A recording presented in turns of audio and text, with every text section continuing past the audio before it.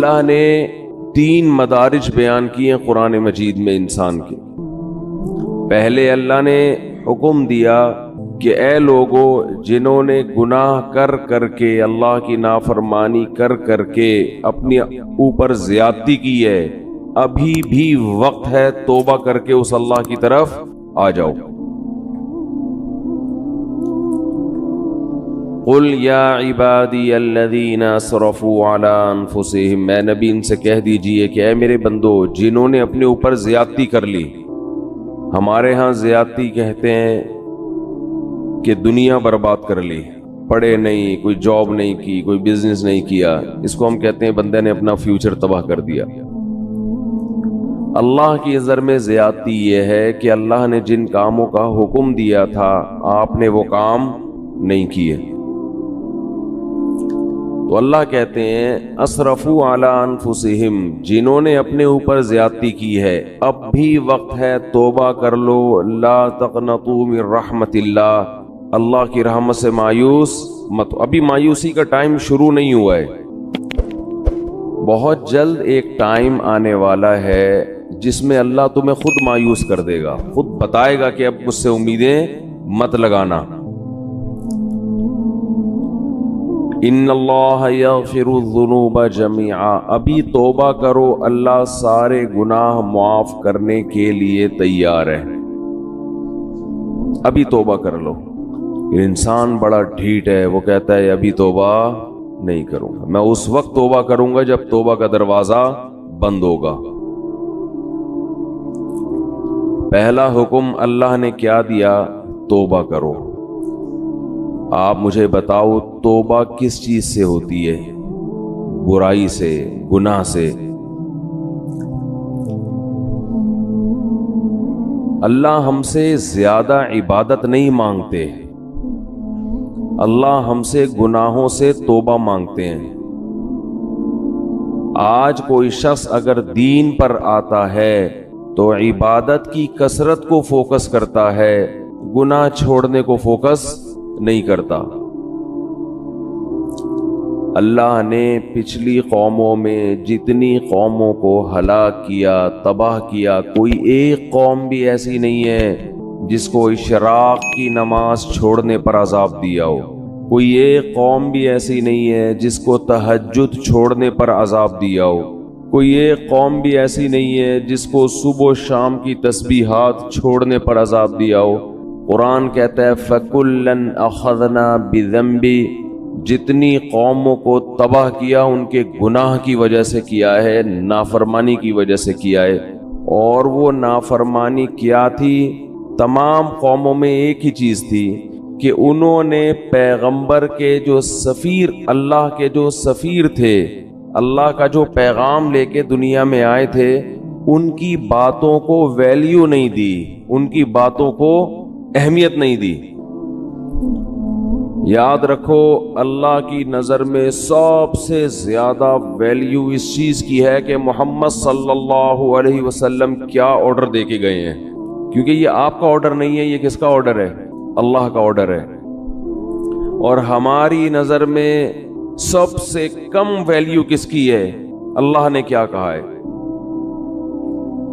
اللہ صرف یہ دیکھتا ہے اپنے بندوں میں کہ یہ مجھے کتنا فالو کر رہے ہیں، اس کے علاوہ اللہ کو ہم سے کوئی غرض نہیں ہے۔ یہ دماغ میں اچھی طرح یہ بات بٹھا لینی چاہیے۔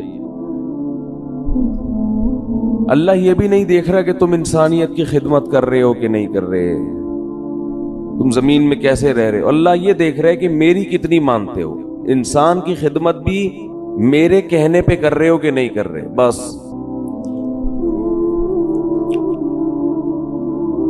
تو اللہ یہ دیکھتا ہے کہ میں نے جس چیز سے روکا اس سے رکتے ہو یا نہیں رکتے۔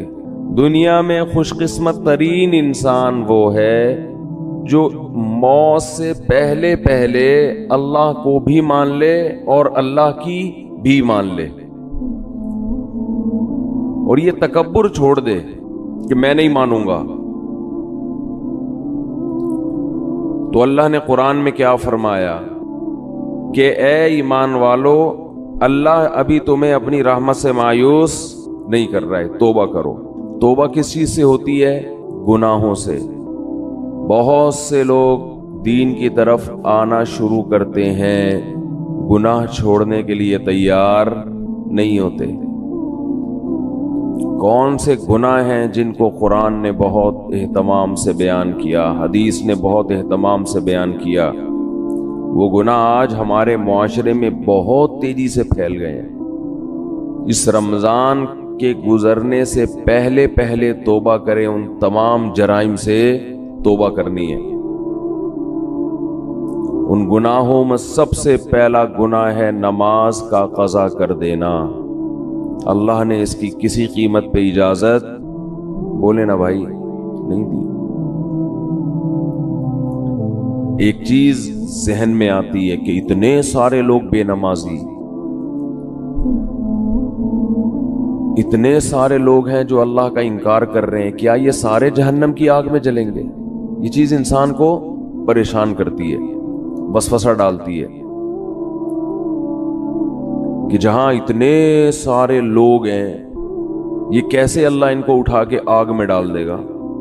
دنیا میں آج بھی شرک کرنے والے توحید پرستوں سے زیادہ ہیں۔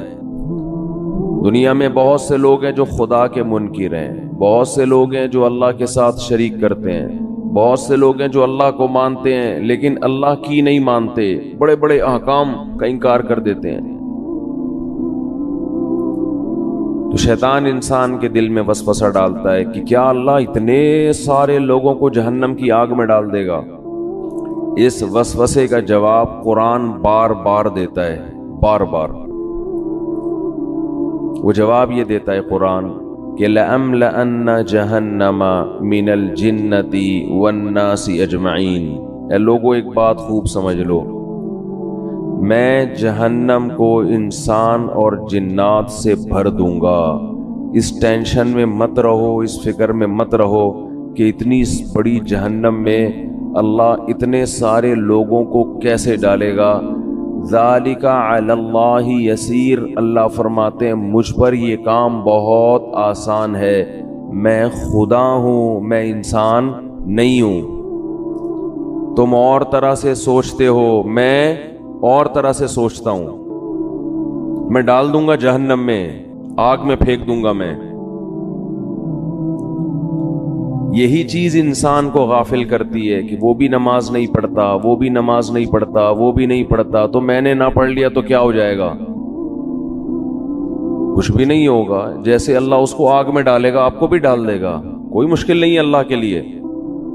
یہ جہنم ہے کیا جس سے ہمیں قرآن ڈراتا ہے؟ ذالک الذی، ذالک یخوف اللہ بہ عبادہ۔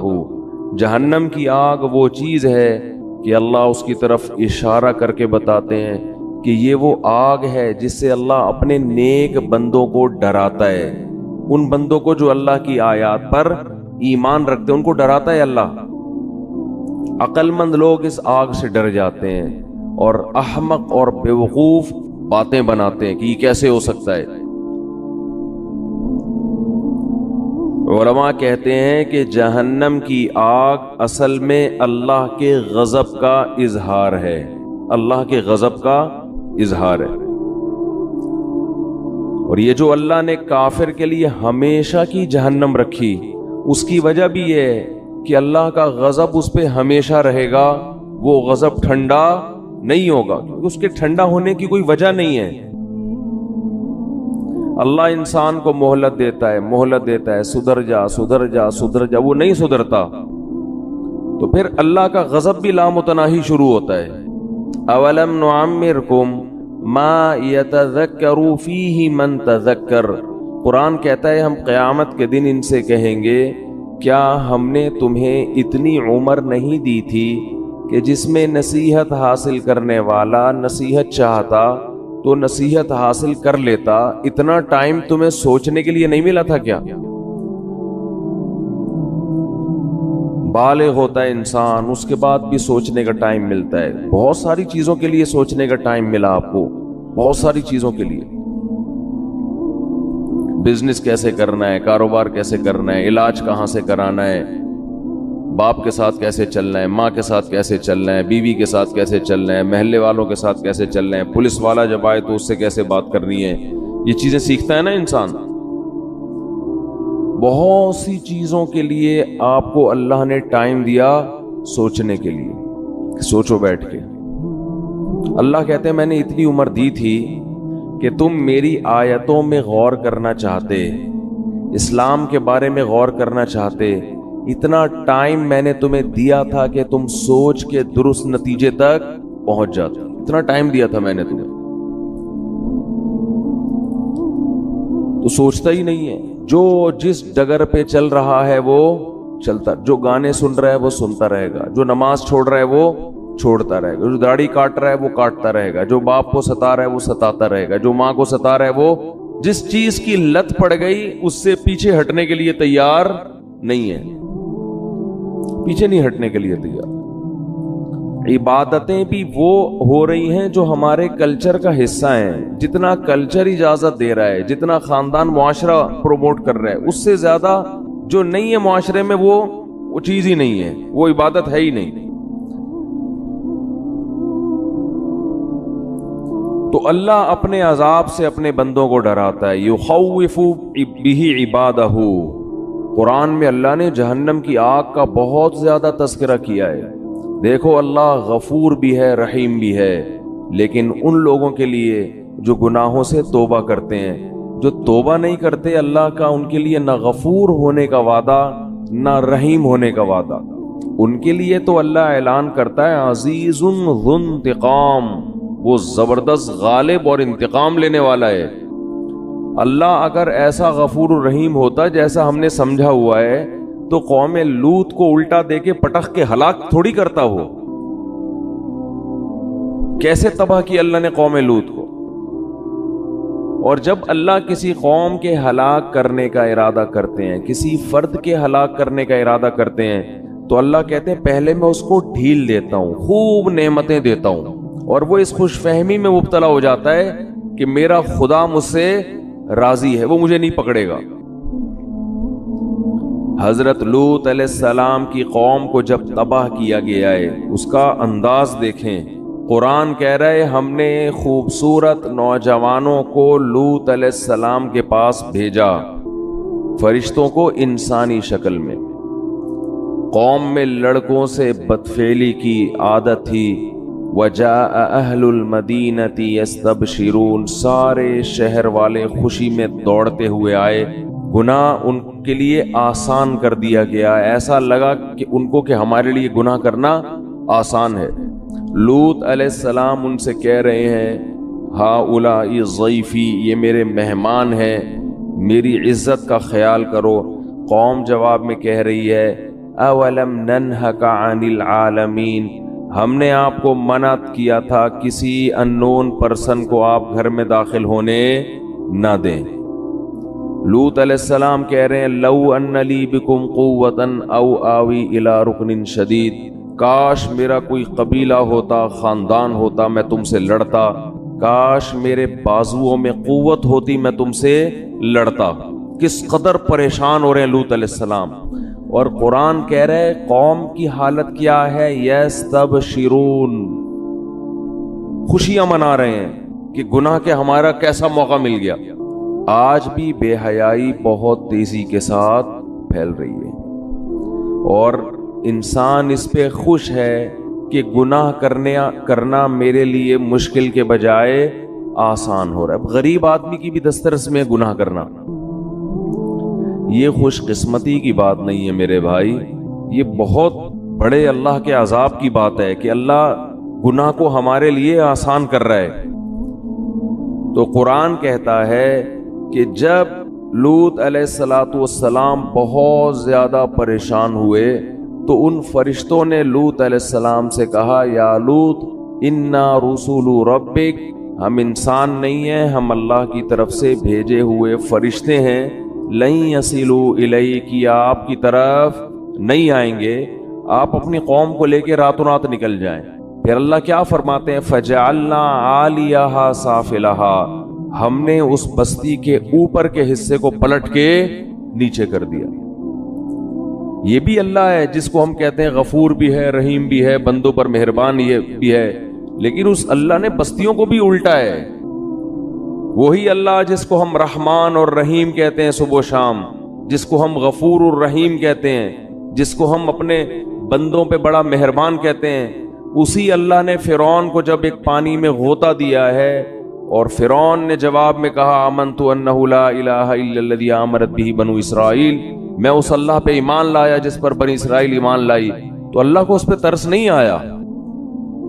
وہی اللہ جس کو ہم کہتے ہیں غفور ہے، اپنے بندوں پر مہربان ہے، بہت رحمان ہے، بہت بندوں پر شفیق ہے، ماں سے 70 گنا زیادہ محبت کرنے والا، اس اللہ کو اپنی مخلوق فرعون پر اس موقع پہ ترس بولو بھائی نہیں آیا؟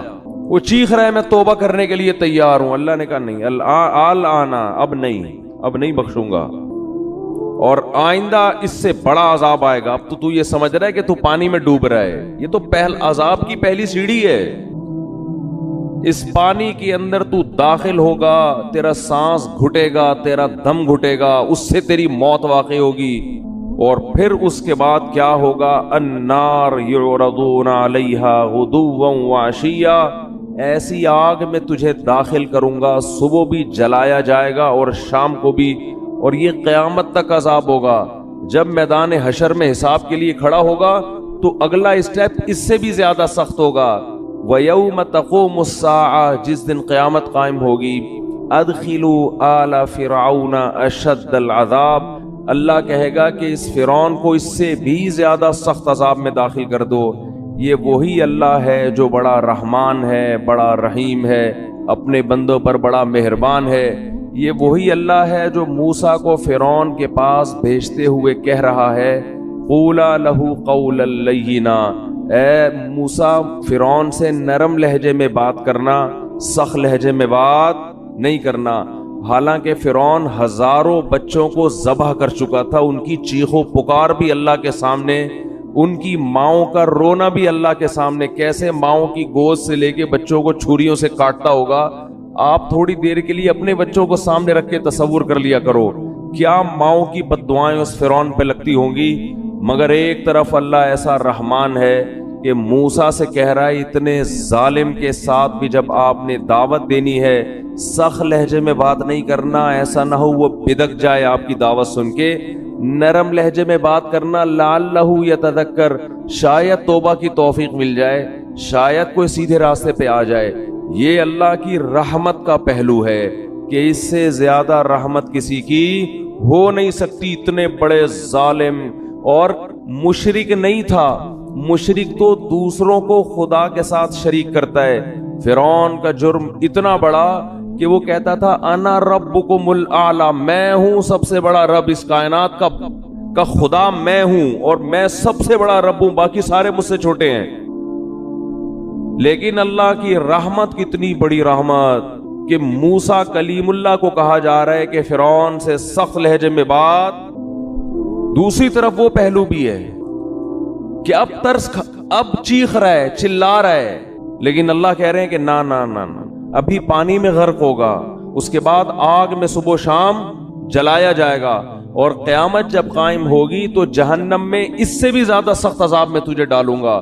اور پھر قرآن کہہ رہا ہے وَإِذْ يَتَحَاجُّونَ فِي النَّارِ، ہم تمہیں مستقبل کی بات بتاتے ہیں، ایک وقت ہوگا یہ فرعون اپنے لاہو لشکر کے ساتھ جہنم کی آگ میں یہ چیخ رہے ہوں گے اور کہہ رہے ہوں گے فَيَقُولُ الضُّعَفَاءُ لِلَّذِينَ اسْتَكْبَرُوا، ان کے جو کمزور لوگ تھے، جو اپنے حکمرانوں کی مان کے چلا کرتے تھے اللہ کی نافرمانی میں، وہ کہہ رہے ہوں گے اِنَّا كُنَّا لَكُمْ تَبَعًا، فرعون اور اس کے درباریوں سے کہیں گے دنیا میں ہم تمہیں فالو کیا کرتے تھے، ہم تمہاری اتباع کیا کرتے تھے، انا کننا لکم تبعا، ہمارا کوئی کام دنیا میں اٹکا کرتا تھا تو تمہارے پاس فائل جمع کرایا کرتے تھے کہ ہمارا یہ اٹکا ہوا کام کرا دو، تو کیا انتم مغنون عنا نصیبا من النار، ہم تم سے یہ نہیں کہہ رہے کہ اس جہنم کی آگ کو ہم سے ہٹوا دو، یہ تمہارے بس میں نہیں ہے، اس آگ کا کچھ حصہ ہم سے کم کروا دو، کچھ حصہ ہم سے کم کروا دو۔ اللہ کی پناہ مانگنی چاہیے اس آگ سے، کچھ حصہ اس آگ کا ہم پہ ٹھنڈا کروا دو۔ وہ جواب میں کہیں گے انا کل فیہا، ہم اگر اس آگ سے باہر ہوتے تو شاید تمہاری فریاد سن کے کم کرواتے. جس آگ میں تم جل رہے ہو ہم بھی اسی آگ میں تمہارے ساتھ جل رہے ہیں, تو ہم کیسے کم کروا سکتے ہیں؟ یہ بھی اللہ ہے جس کو ہم صبح و شام رحمان اور بولو بھائی رحیم کہتے ہیں. آج اللہ کا خوف ختم. ہر گناہ کیا جا رہا ہے, اللہ غفور رحیم ہے. گانے سنے جا رہے ہیں, اللہ بخشنے والا ہے. زنا کیا جا رہا ہے, اللہ بخشنے والا ہے. انٹرنیٹ پر فحش بیہودہ فلمیں صبح و شام دیکھی جا رہی ہے, اللہ بڑا غفور رحیم ہے. وہ بخشنے پر آئے گا تو ایسے ہی بخش دے گا. اس نے کب کہا ہے کہ میں ایسے ہی بخش دوں گا بھائی؟ کون سی آیت میں لکھا ہوا ہے, کون سی حدیث میں؟ باپ کے ساتھ اونچی آواز سے بات ہوتی ہے اور اولاد اس خوش فہمی میں ہوتی ہے کہ اللہ بولو بخش دے گا. جس باپ اور ماں کا یہ احترام بتایا گیا کہ اگر نماز پڑھ رہے ہو تو ان کی پکار پہ نماز توڑ کے جواب دو, اس باپ اور ماں کو گھر میں ستایا جاتا ہے. باپ جب تک جوان ہو تو اس کو اولاد نچوڑتی ہے, جب بوڑھا ہو گیا اب کسی کام کا نہیں ہے اس کو ستاتے ہیں بڑھاپے میں. بہت ہو رہا ہے گھروں کے اندر. شوہر جب تک کام کا ہو عورت اس کو نچوڑتی ہے, جب بڈھا ہو گیا تو بیٹوں کے ساتھ مل کے اس کو ستاتی ہے. بہت ہو رہا ہے گھروں میں, بہت دیکھا ہے ہم نے گھروں میں. جب تک جوان تھا کما رہا تھا ٹھیک ہے, اب چونکہ ریٹائر ہو گیا اب بیوی کے کسی کام کا نہیں ہے, تو نافرمان عورت کیا کرتی ہے, اپنے بیٹوں کے ساتھ مل کے اپنے شوہر کو بولتے کیوں نہیں بھائی ستاتی ہے. ٹھیک ہے سب نہیں ہوتی لیکن ہوتی بھی ہیں. ایسی جگہ آپ کا نکاح ہو گیا کہ لڑکی کے پیچھے کوئی پوچھنے والا نہیں ہے, تو خوف نہیں ہے, تو ایسے لوگ ایسی کمزور عورت پہ ظلم کرنا شروع کر دیتے ہیں یہ سوچ کے کہ کوئی پوچھنے والا نہیں ہے. قرآن کے الفاظ دیکھو, وَإِذَا الْمَوْءُودَةُ سُئِلَتْ بِأَيِّ ذَنبٍ قُتِلَتْ. اللہ نے قیامت کی ہولناکیوں کا عجیب نقشہ کھینچا ہے. اِذَا الشَّمْسُ كُوِّرَتْ, انداز دیکھیں قرآن کا, بات کیا چل رہی ہے, قرآن ایک دم کیا ٹاپک لے آتا ہے. اِذَا الشَّمْسُ كُوِّرَتْ, ایک دن آئے گا یہ سورج بے نور ہو جائے گا. اِذَا الشَّمْسُ كُوِّرَتْ وَإِذَا النُّجُومُ انْكَدَرَتْ, ستارے بے نور ہو جائیں گے. وَإِذَا الْجِبَالُ سُيِّرَتْ, پہاڑ اپنی جگہ سے ہٹ جائیں گے. وَإِذَا الْجِبَالُ سُيِّرَتْ اِذَا الشَّمْسُ كُوِّرَتْ وَإِذَا النُّجُومُ انْكَدَرَتْ وَإِذَا الْجِبَالُ سُيِّرَتْ وَإِذَا الْعِشَارُ عُطِّلَتْ وَإِذَا الْوُحُوشُ حُشِرَتْ وَإِذَا الْبِحَارُ سُجِّرَتْ. قرآن ہولناکیاں بیان کر رہا ہے, سمندروں میں آگ لگ جائے گی, پہاڑوں کو اپنی جگہ سے ہٹا دی. جو کچھ تمہیں نظر آ رہا ہے یہ سارا الٹا ہو جائے گا, یہ سارا نظام. آگے قرآن کیا کہتا ہے, وَإِذَا الْمَوْءُودَةُ سُئِلَتْ بِأَيِّ ذَنبٍ قُتِلَتْ, جس دن زندہ دفن کی ہوئی بچی سے پوچھا جائے گا بتا تجھے کس جرم میں قتل کیا گیا تھا. اب آیتوں میں آپ کو بظاہر کوئی مناسبت نظر نہیں آئے گی. ادھر پہاڑ کی بات ہو رہی ہے کہ جگہ سے ہٹا دیا جائے گا, ادھر سمندر کی بات ہو رہی ہے کہ اس میں آگ لگا دی جائے گی, ادھر 10 ماہ کی گابن اونٹنیوں کی بات. اشار و تلت, اونٹنی جو 10 ماہ کی گابن ہوتی ہے نا, عرب کے ہاں سب سے قیمتی مال ہوتا تھا کہ ابھی یہ بچہ جننے والی ہے. اللہ فرماتے ہیں اس کا مالک اس کو اپنے حال پہ چھوڑ دے گا. ایسی وحشت, کہاں اونٹنی, کہاں پہاڑ, کہاں سورج, کہاں چاند. اور قرآن فوراً کیا کہتا ہے, جس دن زندہ دفن کی ہوئی بچی سے پوچھا جائے گا بتا تجھے کس جرم میں قتل کیا گیا. انسان حیران ہوتا ہے, پہاڑ کے ہٹنے کی بات, سمندروں کے جلنے کی بات, سورج اور چاند کے بے نور ہونے کی بات, اس میں زندہ بچی کا تذکرہ کیسے آ گیا؟ اس کا کیا آپس میں لنک ہے؟ یہ ٹاپک اللہ نے اچانک چینج کیوں کر دیا؟ یہ کیسا عجیب ٹاپک ہے نا. اللہ کہہ رہا ہے سورج چاند ختم, سمندروں میں آگ لگ جائے گی, قیمتی مال لوگ بھول جائیں گے, اور زندہ دفن کی ہوئی بچی سے پوچھا جائے گا بتا تجھے کس جرم میں قتل کیا گیا. کوئی ٹاپک میں مناسبت ہے؟ ایک بات سمجھانے کے لیے نا, قرآن کا اصل ہدف یہ سمجھانا تھا کہ ایک دن آئے گا کہ جس باپ نے اپنی معصوم بیٹی کو بیٹی ہونے کی وجہ سے دفن کیا, اللہ اس بچی کو عدالت کے کٹہرے میں کھڑا کر کے پوچھے گا بتا تیرا جرم کیا تھا؟ بچی کہے گی یہ جرم تھا کہ تو نے مجھے بیٹی بنایا ہے، بیٹا نہیں بنایا۔ اللہ اس کے باپ کو جہنم کی آگ میں ڈالے گا۔ تو قرآن یہ بتا رہا ہے کہ جیسے سورج کبھی بے نور نہیں ہوتا لیکن بے نور ہو جائے گا۔ بڑے بڑے پہاڑ، دنیا میں ہر چیز اپنی جگہ سے ہلتی ہے سوائے پہاڑوں کے، وہ لاکھوں ہزاروں سال سے ایک ہی جگہ قائم رہتے ہیں۔ دنیا میں ہر چیز میں آگ لگتی ہے مگر پانی میں آگ نہیں لگتی۔ تو اللہ یہ سمجھا رہے ہیں کہ دنیا میں ہر ایک پہ مقدمہ چلتا ہے مگر اس پہ جس کا کوئی پیچھے پوچھنے والا ہو، جو معصوم بچی جس کے لیے اس کا باپ مقدمہ کرتا، اگر وہ باپ ہی اس کو قتل کر کے زمین میں ڈال دے، اس بچی کا پیچھے پوچھنے والا کوئی نہیں ہے۔ تو جو خدا سورج کو بے نور کرے گا، حالانکہ سورج کبھی بے نور نہیں ہوتا، جو خدا پہاڑوں کو اپنی جگہ سے ہٹا دے گا، حالانکہ پہاڑ اپنی جگہ سے کبھی بھی نہیں ہلتے، جو خدا سمندروں میں آگ لگا دے گا، حالانکہ سمندروں میں آگ نہیں لگتی، وہ خدا ایسا مقدمہ چلائے گا جس کا مقدمہ دنیا میں کبھی کسی نے اس کا تصور نہیں کیا ہوگا۔ وہ مقدمہ کیا کہ بچی کو کھڑا کر کے کہے گا کہ تیرے لیے کبھی کوئی مقدمہ کرنے والا ہو نہیں سکتا تھا، کیونکہ جو مقدمہ کرتا وہی تیرا قاتل ہے۔ تو آج جیسے سورج بے نور ہو رہا ہے اور سمندروں میں آگ لگ رہی ہے اور پہاڑ اپنی جگہ سے ہل رہے ہیں، آج یہ بچی کھڑی ہو کر اپنے باپ کے خلاف مقدمہ کرے گی اور میں اس کی پکار کو سنوں گا اور اس مظلوم کا ساتھ دوں گا قیامت کے دن۔ تو اللہ ان آیتوں میں بتا رہا ہے کہ اللہ کا حساب و کتاب کا نظام کمزور نہیں ہے۔ دنیا کی عدالت سے، دنیا کے مقدموں سے بچ سکتے ہو۔ ما لہذا الکتاب لا یغادر صغیرۃ ولا کبیرۃ الا احصاها۔ قرآن کہتا ہے اپنا نامہ اعمال دیکھ کے کہو گے یہ کیسی رپورٹ کارڈ ہے، کیسا رزلٹ ہے کہ اس نے میری زندگی کے کسی ایک پہلو کو بھی ادھورا نہیں چھوڑا۔ ہر چیز، اگر کسی چٹان میں بیٹھ کر کوئی گناہ کیا، اندھیرے میں تنہائیوں میں دروازے بند کر کے کوئی معمولی سا جرم کیا یا کوئی نیکی کی، یہ اس کو بھی اللہ کہتے ہیں میں تمہارے سامنے حاضر کر دوں گا۔ تو بھائی اللہ کا نظام ہلکا نہیں ہے، وہ بہت مضبوط نظام ہے اس کا۔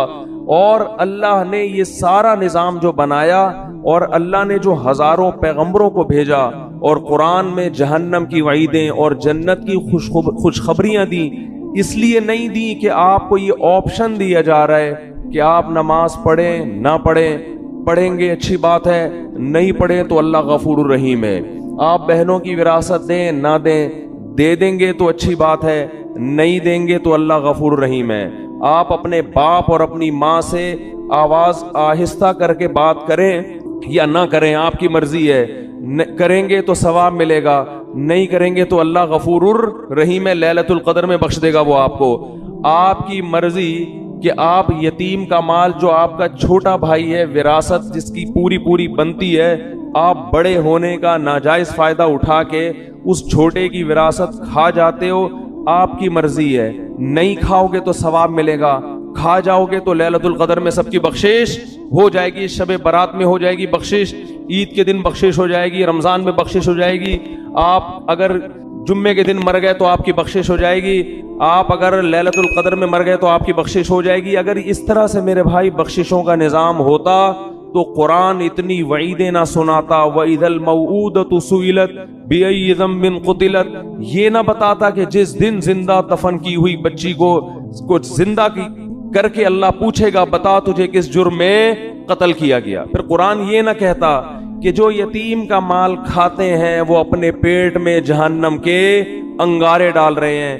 پھر قرآن یہ نہ کہتا لا یحل لکم ان ترثوا النساء کرہا، اے ایمان والو تمہارے لیے عورت کی وراثت کھانا حلال نہیں ہے۔ پھر قرآن یہ نہ کہتا ان الذین یکسبون الاثم سیجزون بما کانوا یقترفون، گناہ کرو لیکن یہ دماغ میں رکھ کے عن قریب اس کا بدلہ تمہیں ملنے والا ہے، اس کی سزا تمہیں ملنے والی ہے، تمہارے خلاف کیس چلے گا، اس کی سزا ملے گی۔ ان الذین یکسبون الاثم سیجزون، عن قریب، زیادہ ٹائم نہیں ہے، بہت جلدی اس کی سزا تمہیں ملنے والی ہے۔ آج اللہ کے غفور الرحیم ہونے کا جتنا غلط مطلب لیا اور بتایا جا رہا ہے، شاید یہ چیز اللہ کے غضب کو جتنی دعوت دے اتنا کوئی اور جرم اللہ کے غضب کو دعوت نہیں دے گا. اتنا غلط مطلب. بھائی لیلۃ القدر میں بخششیں ہوتی ہیں، گناہ پہلے چھوڑنا پڑے گا آپ کو. آپ اس خوش فہمی میں نہ رہیں. رمضان میں بخششیں ہوتی ہیں، لیکن ہمارے نبی نے فرمایا بہت سے روزے داروں کو رمضان میں بھوک کے سوا کچھ بھی حاصل، بولو نا بھائی، نہیں ہوتا. ایک بالش زمین جس نے کسی کی ہتھیائی، فرمایا 7 زمینوں کا طوق اللہ اس کی گردن میں ڈالے گا. نہ معاملات صحیح ہیں، پیسے دے کے آپ تجربہ کر کے دیکھ لیں، کبھی وقت پہ واپس، بولو نا، نہیں کرے گا. یہ کیا ہے؟ یہ اس جہنم کی آگ سے غفلت. صحابہ کرام ڈرا کرتے تھے. حدیث میں آتا ہے رسول اللہ صلی اللہ علیہ وسلم نے فرمایا کہ اللہ نے اس آگ کو اس آگ سے زیادہ گرم بنایا ہے. صحابہ کرام کی ایسی کیفیت ہوئی، ترمذی کی حدیث ہے، اس طرح اللہ کے خوف سے رونے لگے کہ جیسے کوئی ہانڈی کھول رہی ہوتی ہے. یا ایھا الناس ان وعد اللہ حق فلا تغرنکم الحیات الدنیا. دیکھو اللہ فرماتے ہیں لوگو، اللہ کا وعدہ سچا ہے. اللہ نے وعدے کیے نا، مار کے ختم نہیں کروں گا، ایک دن اپنے سامنے کھڑا کر کے حساب و کتاب لوں گا. اللہ بار بار یاد دلاتا ہے اے لوگو اللہ کا وعدہ سچا ہے. تو اللہ تجھے یہ بتانے کی کیا ضرورت ہے کہ میرے وعدے سچے ہیں؟ جب تو نے کہہ دیا تو اللہ کو معاذ اللہ جھوٹ تو نہیں بولتا. اللہ فرماتے ہیں تمہیں کچھ چیزیں ایسی ہیں جو اس اللہ کے وعدے کے بارے میں دھوکے میں ڈالیں گی اور تمہیں وہ یہ دکھائیں گی کہ اللہ کا وعدہ سچا نہیں ہے. اللہ نے معاذ اللہ سیاسی وعدے کیے ہیں، یہ سچا وعدہ نہیں ہے. وہ کون سی چیز دھوکے میں ڈالے گی؟ فلا تغرنکم الحیات الدنیا. فرمائے اس دنیا کی ترقی، دنیا کی ظاہری چمک دھمک، تمہارے یہاں سے لوگ ہوں گے جو باتیں کریں گے گورا چاند پہ پہنچنے کی باتیں کر رہا ہے اور مسلمان جنت اور جہنم کے چکر میں الجھے ہوئے ہیں. وہ لیبارٹریوں میں کیا کیا بنا رہے ہیں، مسلمان جنت جہنم سے باہر نہیں نکلتے. وہ یہ کر رہے ہیں، مسلمان جنت اور جہنم میں پڑے ہوئے ہیں. اللہ فرماتی دنیا کی جو زندگی ہے جس نے کافر کو دھوکے میں دیا، یہی زندگی کس کو دھوکہ دے گی؟ یہی تمہیں دھوکہ دے گی. اس زندگی میں جب تم ترقی کی جتنی قسمیں دیکھو، چاند پہ پہنچنے کی، مریخ پہ پہنچنے کی، خلائی سیاروں سے چھلانگیں لگانے کی، اس دنیا میں ایک چیز غور کر لینا، اس کے آگے موت ہے جو اس ساری ترقی کو چند سیکنڈ اور منٹوں میں خاک میں ملا کے رکھ دے گی. یہ ایسی ترقی ہے جو ورلڈ ٹریڈ سینٹر جیسی عمارت کو چند گھنٹوں میں زمین بوس کر دیتی ہے.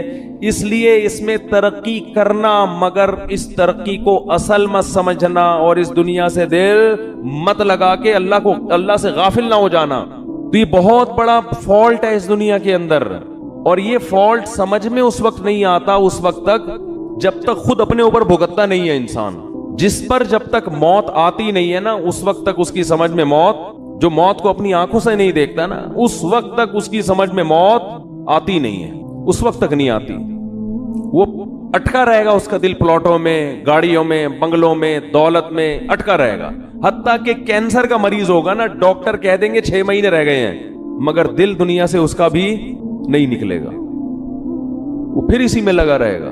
ایسے پیشنٹ ہم نے دیکھے ہیں، ڈاکٹر نے کہہ دیا 6 مہینے رہ گئے، 7 مہینے رہ گئے، 8 مہینے رہ گئے، لیکن ان کا خیال یہ کہ ابھی ہم اتنے آرام سے نکلنے والے نہیں ہیں یہاں سے. ان کی پہ بھی غفلت. بھائی تم تو توبہ کر لو. قرآن کے الفاظ دیکھیں، قرآن کہتا ہے وَلَوْ رُدُّوا لَعَادُوا لِمَا نُهُوا عَنْهُ. کتنے لوگ ایسے ہوں گے کہ جب جہنم کی آگ کو اپنی آنکھوں سے دیکھیں گے تو اللہ سے کہیں گے ایک دفعہ دنیا میں بھیج دے. اللہ کہتے ہیں کہ یہ ایسے بدبخت لوگ ہیں کہ اگر اللہ نے ان کو دنیا میں بھیجا تو یہ جو جرم کر رہے تھے نا وہی دوبارہ کرنا شروع کر دیں گے. اسی امید پہ کریں گے کہ شاید کل میں توبہ کر لوں، شاید کل میں توبہ کر لوں. راتوں کو اپنی دعاؤں میں اللہ سے جہنم کی آگ سے پناہ مانگنے کا معمول بنائیں. یہ چیز آج ہماری زندگیوں سے نکل گئی ہے. والذین آمنوا مشفقون منها. فرمایا کافر مانگتا ہے کہ کہاں ہے وہ جہنم، کہاں ہے وہ آخرت، دکھاؤ مجھے. فرمایا اور مومن اس سے خوف کرتا ہے، اس سے ڈرتا ہے، مطالبہ نہیں کرتا۔ تو اللہ نے قرآن میں کیا کہا؟ لَأَمْلَأَنَّ جَهَنَّمَ، میں بھر دوں گا انسانوں سے اور جنات سے جہنم کو۔ اللہ کے لیے یہ إِنَّ ذَلِكَ عَلَى اللَّهِ يَسِيرٌ۔ پھر قرآن یہ بھی کہتا ہے کہ اللہ پر یہ کام مشکل نہیں ہے۔ یہ کیوں کہا اللہ نے کہ اللہ پہ یہ کام مشکل نہیں ہے؟ ظاہر ہے جس نے آسمان اور زمینوں کو بنایا، ساری کائنات کو بنایا، اس کے لیے کیا مشکل ہے کسی کو یہاں سے اٹھا کے وہاں پھینک دے؟ لیکن اللہ یہ لفظ اس لیے بیان کرتا ہے کہ تمہیں ایسا لگتا ہے کہ اللہ ایسا نہیں کر سکتا۔ اتنے سارے انسانوں کو کیسے ڈالے گا؟ کیا اس کا دل نہیں ہے؟ کیا اس کو رحم نہیں آئے گا؟ اس لیے اللہ نے فرمایا کہ نہیں آئے گا رحم۔ یہ تم خوش فہمی میں مبتلا ہو کہ مجھے جتنا رحم آنا تھا مجھے آ گیا ہے۔ یہ رحم ہی تو ہے، کتنی کتنی مہلت دیتا ہے وہ، بار بار توبہ کا موقع دیتا ہے۔ 1000 بار بھی گناہ کیا، 1000ویں بار توبہ کرو گے اسی طرح قبول کرے گا جیسے پہلی دفعہ توبہ قبول کی تھی۔ یہ رحم ہی تو آیا تھا۔ اب تم یہ چاہ رہے ہو کہ وہ اتنا رحیم بن جائے کہ آپ جو مرضی کرتے رہو وہ بخشتا رہے تمہیں۔ اس خوش فہمی میں مبتلا ہونے کی ضرورت، بولو بھائی، نہیں، ایسا نہیں۔ ام نجعل المتقین کالفجار، انداز دیکھیں قرآن کا۔ قرآن کہہ رہے کیا تم یہ سمجھتے ہو کہ نیک اور برے لوگوں کا انجام سیم کر دوں گا؟ دیکھو، یا تو آخرت میں جنت ہے یا جہنم، تیسری کوئی جگہ نہیں ہے انجام کے اعتبار سے، تیسری کوئی جگہ نہیں، یا تو ادھر یا بولے نا بھائی، تیسری کوئی جگہ نہیں ہے۔ تو اللہ فرماتا ہے اگر میں نے سبھی کو بخشنا ہے تو اس کا مطلب جو بیچارے گناہوں سے بچ رہے ہیں وہ بے وقوف ہے، پھر نا یہی مطلب ہوا نا۔ وہ تو پاگل ہیں، وہ رمضان کے روزے رکھ رہے ہیں، وہ راتوں کو اللہ کے سامنے کھڑے ہو کر پناہیں مانگ رہے ہیں اللہ سے، وہ مالی معاملات میں حرام سے بچتے ہیں، ان کے دل میں میرا خوف ہے، وہ مجھے خوش کرنے کے لیے غریبوں کو کھلاتے ہیں، وہ امن ہوا قانت آناء اللیل، اللہ فرماتے ہیں بھلا وہ آدمی جو رات کو اٹھ کے مجھے پکارتا ہے، ساجدا وقائما، کبھی سجدے میں کبھی قیام میں، یحذر الآخرہ، آخرت سے ڈرتا ہے وہ، ویرجو رحمت ربی، رب سے امیدیں بھی لگا کے بیٹھا ہے اور آخرت سے ڈرتا ہے، یعنی خالی امیدوں پہ نہیں چل رہا، خوف بھی ہے۔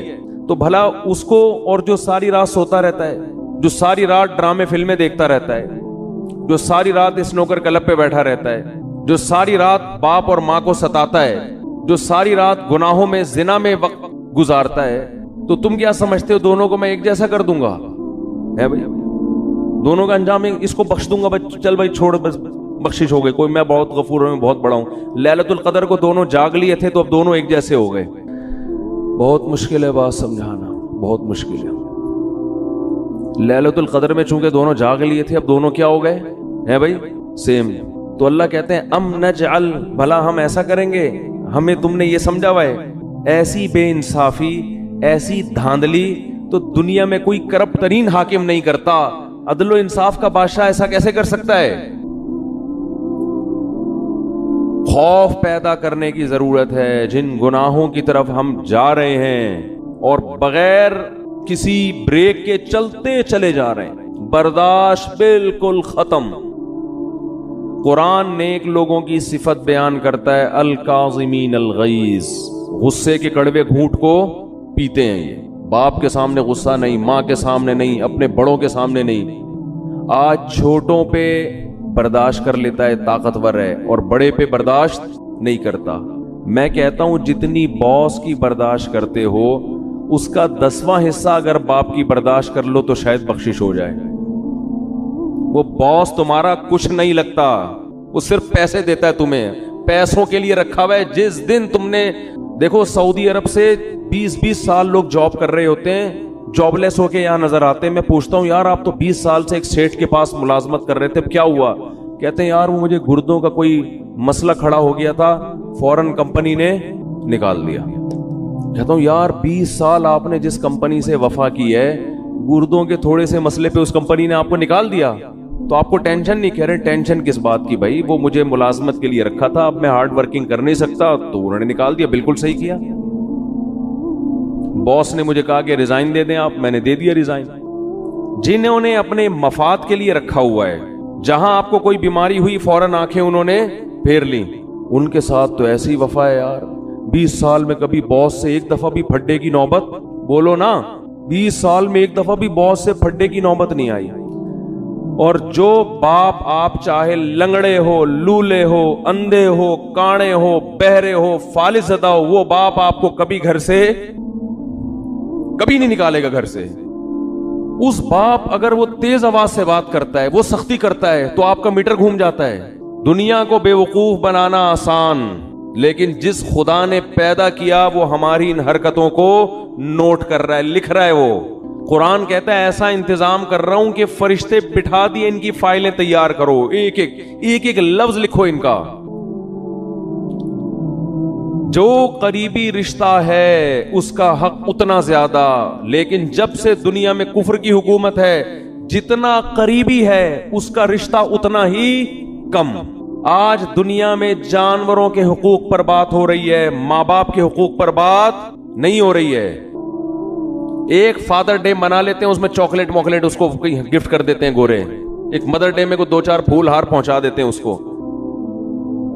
یہ فادر ڈے اور مدر ڈے منانا چھوڑ دیں، یہ ماں باپ کے ساتھ بدترین مذاق ہے، یہ خوب سمجھ لیں، بالکل اس کا بائیکاٹ کریں۔ یہ جو فادر ڈے اور مدر ڈے، یہ ان لوگوں کا کام ہے جن کا باپ اور ماں سے سال میں ایک پورے سال رشتہ ہوتا ہی نہیں ہے، وہ کبھی کبھار تھوڑا بہت یاد کر لیتے ہیں۔ تو اللہ کا عذاب بہت سخت ہے۔ یا ایھا الناس ان وعد اللہ حق، اے لوگو اللہ کا وعدہ سچا ہے۔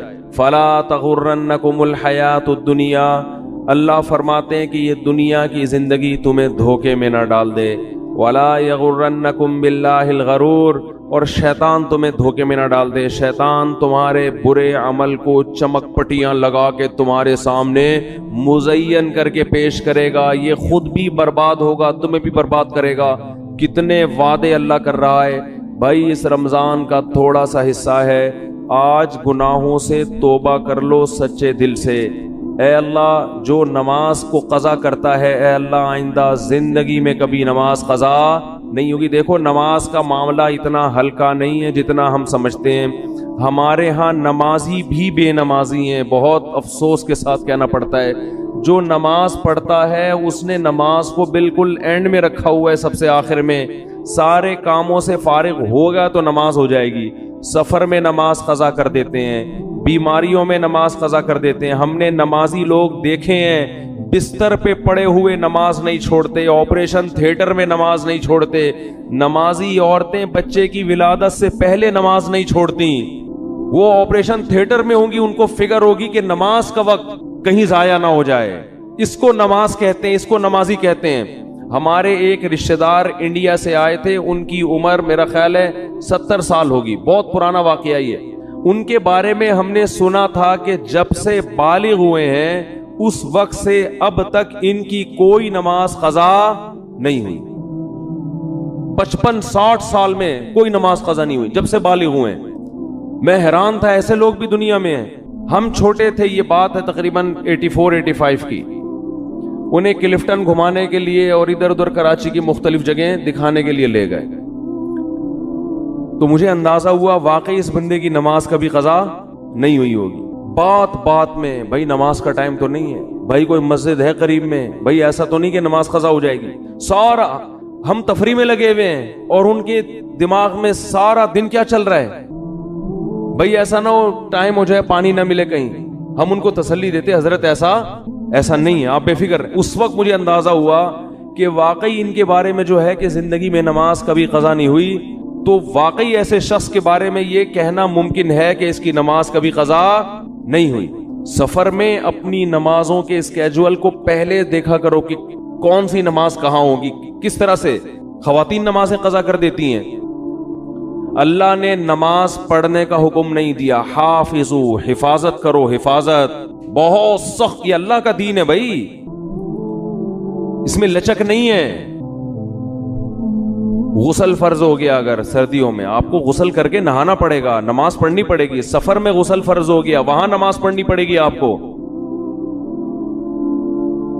دوسری, توبہ کرو بد نظری سے, زنا سے, بدکاری سے, انٹرنیٹ پر بیہودہ اور فحش مواد دیکھنے سے. یہ چیز اس کو لوگوں نے گناہ سمجھنا چھوڑ دیا. نوح علیہ السلام نے قوم کو کیا سمجھایا؟ یا قوم استغفروا ربکم انہ کان غفارا.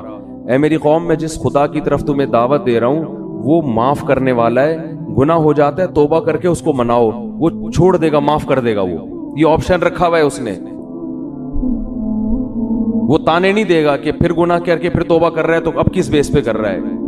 لیکن کرو تو صحیح. اگر گناہ نہیں چھوٹ رہا, لت پڑ جاتی ہے. جو لوگ فحش فلمیں دیکھتے ہیں عادت پڑ جاتی ہے ان کو. او بھائی عادت پڑ گئی ہے, عادتیں چھوٹتی بھی تو ہیں.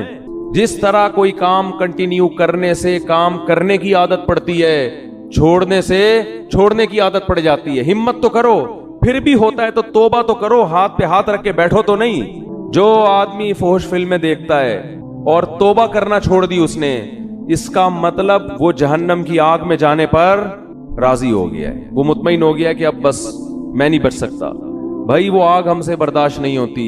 100 دفعہ یہ گناہ ہوتا ہے, 100 دفعہ اللہ کو مناؤ, اللہ اب نہیں کروں گا. پھر ہو گیا پھر مناؤ, اور اللہ سے یہ کہو کہ اللہ میں عادت سے مجبور ہو کے گناہ کرتا ہوں, مگر میں جہنم کی آگ برداشت نہیں کر سکتا. اس وقت تک اس کو مناؤ جب تک وہ معاف نہ کر دے. اللہ تیار ہے. ایک بزرگ نے کہا کہ ان کے پاس غالباً ڈاکٹر عبدالحی صاحب رحمۃ اللہ علیہ تھے کہ حضرت میں گناہ کرتا ہوں پھر توبہ کرتا ہوں پھر ہو جاتا ہے گناہ, نہ چاہتے ہوئے بھی ہو جاتا ہے, پھر توبہ کرتا ہوں پھر ہو جاتا ہے.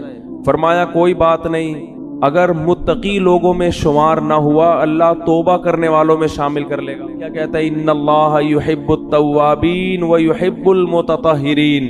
اللہ کو جیسے پرہیزگار لوگوں سے محبت ہے, توبہ کرنے والوں سے بھی محبت ہے. تعلق تو قائم رکھو, تعلق ہی ختم کر دیا آپ نے.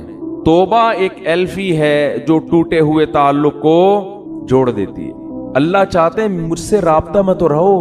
آپ جب کسی کو بھیجتے ہیں سفر میں, کوئی ٹینشن ہو بھائی رابطے میں رہنا, ہر تھوڑی دیر میں اطلاع دیتے. ماں باپ کو ہوتا ہی نا فکر, بھائی جس حالت میں بھی ہو اطلاع ضرور, اگر سکون میں بھی ہو اطلاع ضرور دینا. اللہ کہتے ہیں جس کنڈیشن میں بھی ہو, گناہ میں ہو یا نیکی میں, تعلق مجھ سے ختم نہیں کرنا. رابطہ اگر گناہ ہے تو میرے سامنے بیان کرو, میرے سامنے بیان کرو. اے اللہ میں تیرا بندہ ہوں, مجھ سے یہ گناہ نہیں چھوٹتا. اللہ کو اچھا لگتا ہے یہ کہنا.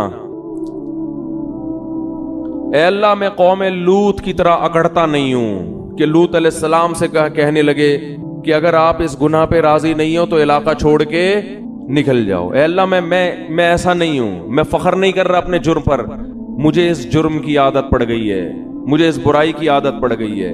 اے اللہ مجھے اپنے غصے پہ قابو نہیں ہے, ماں باپ کے سامنے چیخنے لگتا ہوں, مجھے عادت پڑ گئی ہے. تو باغی نہ بنو, اللہ کے سامنے اپنے ہاتھ اٹھا کے اپنے جرم کا اقرار کر. اے اللہ میں تیرا بندہ ہوں, تو مجھے سیدھے راستے پہ چلا.